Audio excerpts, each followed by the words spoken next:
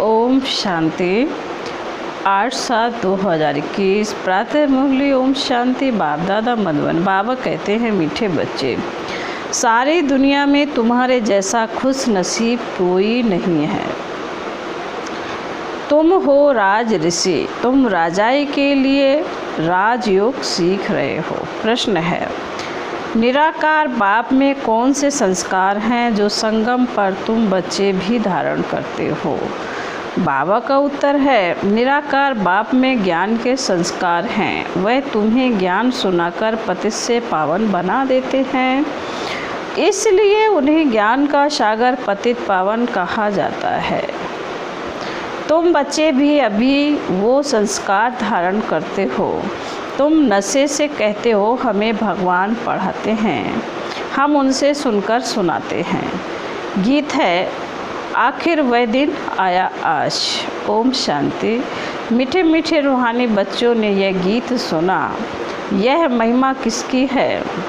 एक बाप की, सिवाय नम्हा ऊंचते ऊंच एक भगवान है ना। बच्चे जानते हैं वह हमारा बाप है, ऐसे नहीं कि हम सभी बाप हैं। गाया भी जाता है, सारी दुनिया ब्रदर्सहुड है। सन्यासी अथवा विद्वानों के कहने अनुसार ईश्वर सर्वव्यापी कहने से जैसे कि ब्रदरहुड हो जाता है। ब्रदर होने से बाप तो सिद्ध होता है, जिससे वर्षा मिलता है। बाबा कहते हैं, ब्रदर होने से बाप तो सिद्ध होता है, जिससे वर्षा मिलता है। फादरहुड है तो फिर वर्षे की बात नहीं। बच्चे जानते हैं हम सभी आत्माओं का बाप एक है, उनको कहा ही जाता है वर्ड गॉड फादर। वर्ड में कौन है? सभी ब्रदर्स हैं। बाबा कहते सभी आत्माएं भाई भाई हैं, आत्माएं हैं, सबका गॉड फादर एक है। उस बाप की सभी प्रार्थना करते हैं। एक की ही बंदगी व पूजा होनी चाहिए, वह है सतो प्रधान पूजा। यह भी समझाया जाता है ज्ञान, भक्ति और वैराग। बाप ज्ञान देते हैं सद्गति के लिए। सद्गति कहा जाता है जीवन मुक्ति धाम को। यह आत्मा को बुद्धि में धारण करना है। हमारा घर शांति धाम है, उसको मुक्ति धाम, निर्माण धाम भी कहा जाता है। सबसे अच्छा नाम है शांति धाम। यहाँ तो आर्गन्स होने के कारण आत्मा टॉकी में रहती है। बाबा कहते हैं यहाँ आर्गन्स होने के कारण आत्मा बोलचाल में रहती है। बोलना पड़ता है, सूक्ष्म वतन में है, मुँह भी इशारों में बात होती है, आवाज़ नहीं होती है। बाबा कहते हैं तीनों लोकों को भी तुम जान गए हो, मूल वतन, सूक्ष्म वतन, स्थूल वतन। बुद्धि में यह अच्छी रीति बैठा है। मनुष्य सृष्टि के लिए ही गाया जाता है कि यह सृष्टि चक्र लगाती है। उनको कहा जाता है वर्ल्ड की हिस्ट्री ज्योग्राफी। मनुष्य ही तो उनको जानेंगे ना। वर्ल्ड की हिस्ट्री ज्योग्राफी सुनाते हैं। ऊंच ते ऊंच बाप है। वर्ल्ड की हिस्ट्री ज्योग्राफी कैसे रिपीट होती है वही जानते हैं। इस चक्र को जानने से ही तुम चक्रवर्ती राजा बने हो। गाते भी हैं देवताएं संपूर्ण निर्विकारी हैं। लक्ष्मी नारायण के चित्र हैं ना, वह संपूर्ण निर्विकारी और अपने को कहते हैं पूर्ण विकारी। सतयुग में है संपूर्ण निर्विकारी अथवा संपूर्ण पावन। कलयुग में है संपूर्ण विकारी, संपूर्ण पतित। भारत की ही बात है, यह बाप ही आकर बुद्धि में बिठाते हैं और कोई नहीं जानते। उन्होंने तो सतयुग को लंबा समय दे दिया है। समझते हैं लाखों वर्ष पहले सतयुग था, तो किसी की बुद्धि में यह बात आती ही नहीं है। अब बच्चे जानते हैं हम सभी संपूर्ण विकारी से संपूर्ण निर्विकारी बन रहे हैं। संपूर्ण पतित से संपूर्ण पावन बनना। बाप समझाते हैं आत्मा में ही खाद पड़ती है। गोल्डन एज से आयरन एज बन गई है। बाबा कहती हैं यह आत्मा की भेंट की जाती है, अच्छी रीति समझना है। तुम बच्चे बहुत खुश नसीब हो, तुम्हारे जैसा खुश नसीब कोई और नहीं। अभी तुम राज योग में बैठे हो, तुम राज ऋषि हो। राजाई के लिए कभी कोई पढ़ाई होती है क्या? बैरिस्टर बनेंगे, परंतु विश्व का महाराजा कौन बनेगा, कौन बनाएगा? बाप के सिवाय कोई बना ना सके। बाबा कहते हैं यहाँ महाराजा तो कोई है नहीं। सतयुग के लिए तो ज़रूर चाहिए, किसी को ज़रूर आना पड़े। बाप कहते हैं मैं आता हूँ तब जब भक्ति पूरी होती है। बाबा कहते हैं जब मैं आता हूँ जब भक्ति पूरी होनी होती है।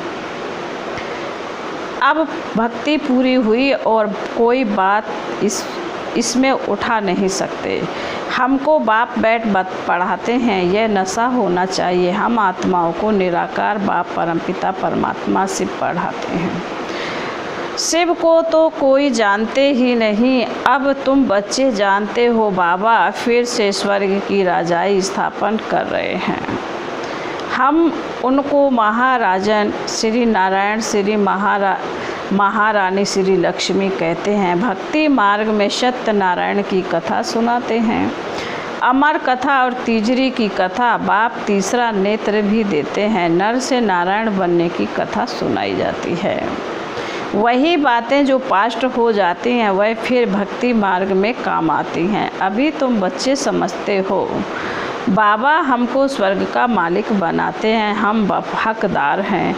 भगवान तो स्वर्ग का रचयिता है ना, हम भगवान की संतान हैं, तो हम स्वर्ग में क्यों नहीं हैं? कलयुग में क्यों पड़े हैं? परमपिता परमात्मा तो नई दुनिया रचते हैं।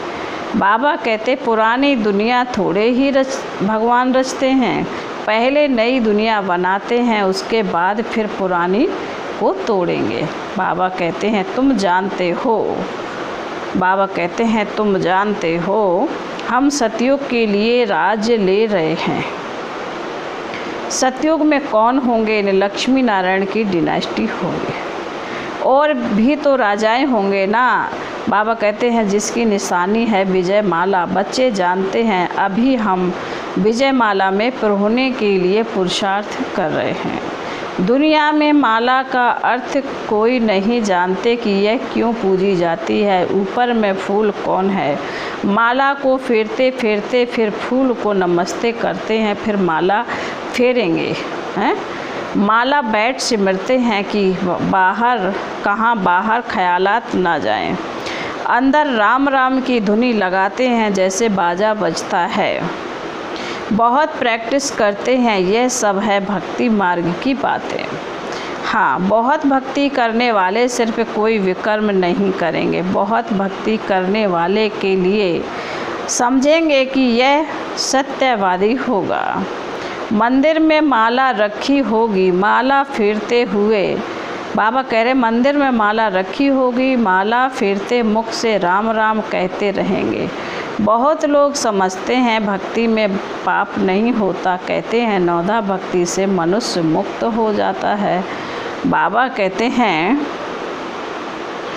परंतु होता कुछ भी नहीं, यह एक नाटक है। उसमें सतो प्रधान सतो रजो तमो में सबको आना ही है, वापस एक को भी नहीं जाना है। जैसे ऊपर में जगह खाली हो जाती है वैसे यहाँ भी बहुत जगह खाली हो जाएगी। दिल्ली के आसपास मीठी नदियों पर राजधानी होती है, समुद्र की तरफ नहीं होती है। यह बॉम्बे आदि होंगे ही नहीं। वह तो पहले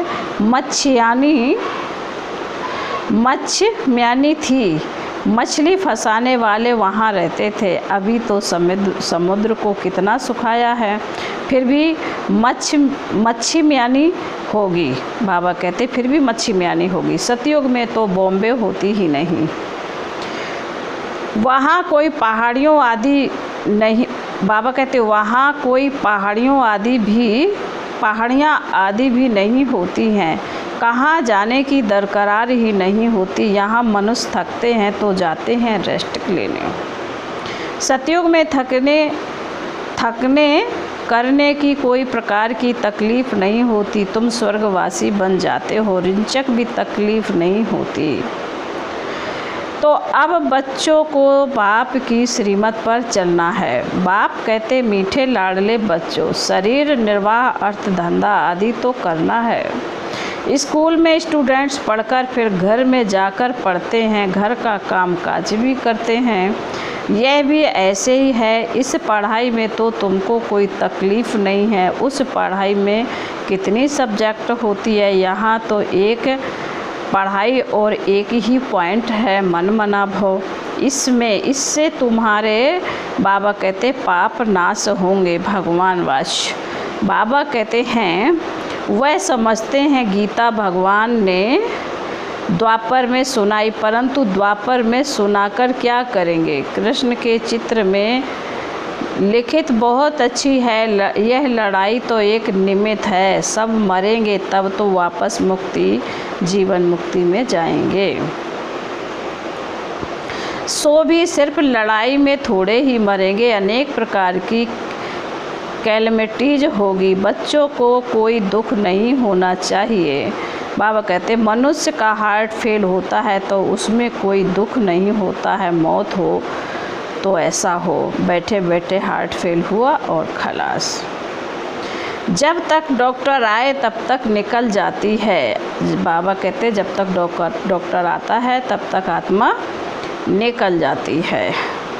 अब तो सबका मौत होना है। पिछाड़ी में ना हॉस्पिटल ना डॉक्टर रहेंगे, ना क्रियाक्रम करने वाले रहेंगे, कुछ भी नहीं होगा। सबके प्राण तन से निकलेंगे, मूसलाधार बरसात पड़ेगी। मौत में कोई देर थोड़े ही लगेगी। कोशिश कर रहे हैं ऐसे बॉम्ब्स बनाएं जो मनुष्य फट से मर जाएं। ऐसे बॉम्ब्स बनाते रहते हैं, बॉम्ब्स की इम्प्रूवमेंट करते रहते हैं। यह ड्रामा में नूद है, ड्रामा में बना बनाया खेल है।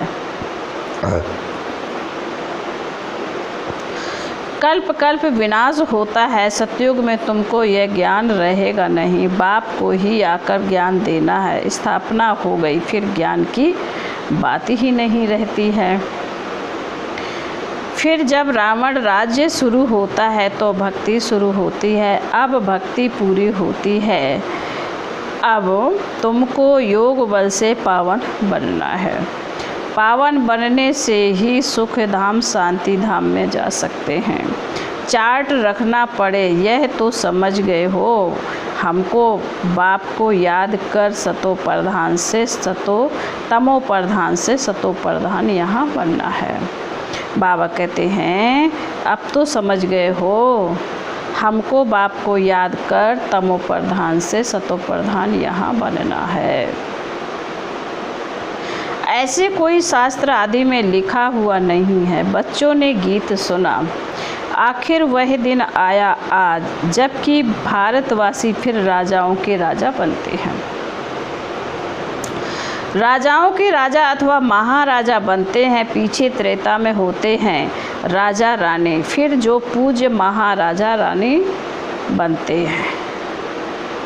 बाबा कहते हैं पीछे त्रेता में होते हैं राजा रानी, फिर जो पूज्य महाराजा महारानी थे वह द्वापर में वाम मार्ग में आकर पुजारी बन जाते हैं।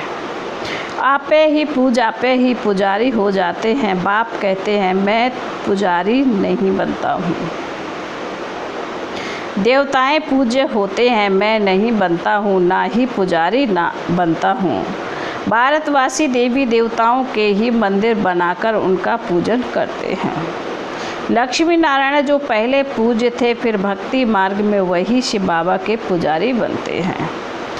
जिस शिव बाबा ने महाराजा महारानी बनाया उसके फिर मंदिर बनाकर पूजा करते हैं। भिखारी भी कोई फट से नहीं बनते, आहिस्ते आहिस्ते बनते हैं। निशानी भी देवताओं की वाम मार्ग में दिखाते हैं। जो पूज्य लक्ष्मी नारायण थे वही फिर पुजारी बन जाते हैं। पहले पहले शिव का मंदिर बनाते हैं। उस समय तो हीरो को कट कराए लिंग बनाते। बाबा कह रहे उस समय तो हीरो को कट कराए लिंग बनाते हैं पूजा के लिए। यह किसी को भी पता नहीं है कि परमात्मा छोटी सी बिंदी है। यह तुम अभी समझते हो कि बड़ा लिंग नहीं है। मंदिर तो बहुत बनाएंगे, राजा को देख प्रजा भी ऐसे ही करेगी। पहले पहले बाबा कहते हैं पहले पहले से बाबा की पूजा होती है, उसको कहा जाता है अभ्याचारी सतो प्रधान पूजा। फिर सतो रजो तमो में आते हैं। तुम रजो तमो में आए हो तो नाम ही हिंदू रख दिया है। असुल थे देवी देवताएं। बाप कहते हैं तुम असुल देवी देवताएं धर्म के हो।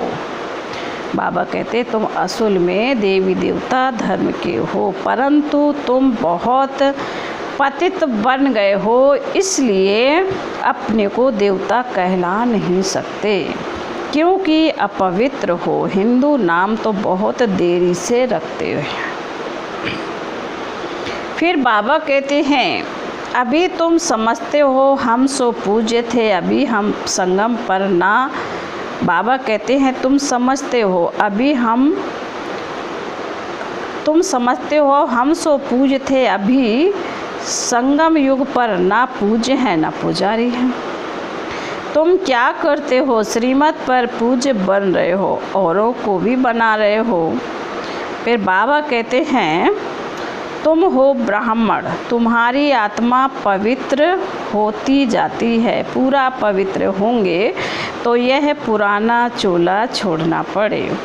बाप कहते हैं बिल्कुल सहज है, बूढ़ी माताओं को धारणा नहीं होती। बाप कहते हैं यह तो समझते हो कि हम आत्मा हैं, आत्मा में ही अच्छे व बुरे संस्कार होते हैं। आत्मा ने जो कर्म किया वह दूसरे जन्म में भोगना होता है। बाप भी आत्माओं से बात करते हैं। बाप कहते हैं हे बच्चे, आत्म अभिमानी बनो। निराकार शिव बाबा निराकारी आत्माओं को पढ़ाते हैं। निराकार बाबा में ज्ञान के संस्कार हैं। शरीर तो उनको है नहीं, तो वह ज्ञान का सागर पतित पावन, उनमें सब गुण हैं। बाप कहते हैं मैं आकर तुम बच्चों को पावन बनाता हूँ। युक्ति कितनी सहज है, अक्षर ही एक है, मन मना भव। फिर बाबा कहते हैं मामेकम याद करो, अक्षर एक ही है, मन मना भव, मामेकम याद करो। याद से ही तुम्हारे विकर्म विनाश होंगे, यह भी जानते हो। अभी हम ब्राह्मण हैं, फिर सूर्यवंशी, चंद्रवंशी, वैश्य, शूद्रवंशी बनेंगे। हम ही इस 84 के चक्र में आएंगे, ऊपर से नीचे उतरते हैं, फिर बाबा आएंगे। बरोबर यह सृष्टि का चक्र फिरता रहता है। यह सृष्टि पुरानी होती है तो फिर बाबा आते हैं नई बनाने। यह तो बुद्धि में बैठता है ना, यह चक्र बुद्धि में फिरना चाहिए। अब तुम स्वदर्शन चक्रधारी बनते हो, जिससे फिर जाकर चक्रवर्ती राजा बनेंगे। बाबा कहते हैं अच्छा, मीठे मीठे शिकील दे बच्चों प्रति माता पिता बाप दादा का याद प्यार और गुड मॉर्निंग। रूहानी बाप की रूहानी बच्चों को नमस्ते। हम रूहानी बच्चों की रूहानी बाप दादा की याद प्यार और नमस्ते नमस्ते नमस्ते। ओम शांति, ओम शांति, ओम शांति। फिर बाबा धारणा के लिए कह रहे हैं, पहली पॉइंट है श्रीमत पर पूज्य बनना है। आत्मा में जो बुरे संस्कार आज गए हैं उसे ज्ञान योग से समाप्त करना है।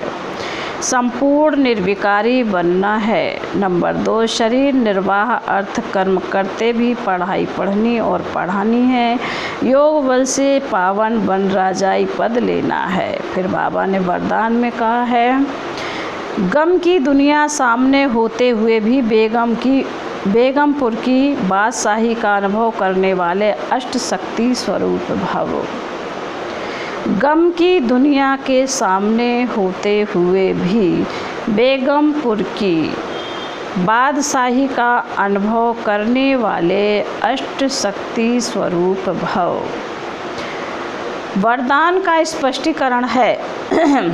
गम और बेगम की अभी ही नॉलेज है। गम की दुनिया सामने होते भी सदा बेगमपुर के बादशाही का अनुभव करना, यही अष्ट शक्ति स्वरूप कर्मेंद्रिय जीत बच्चों की निशानी है।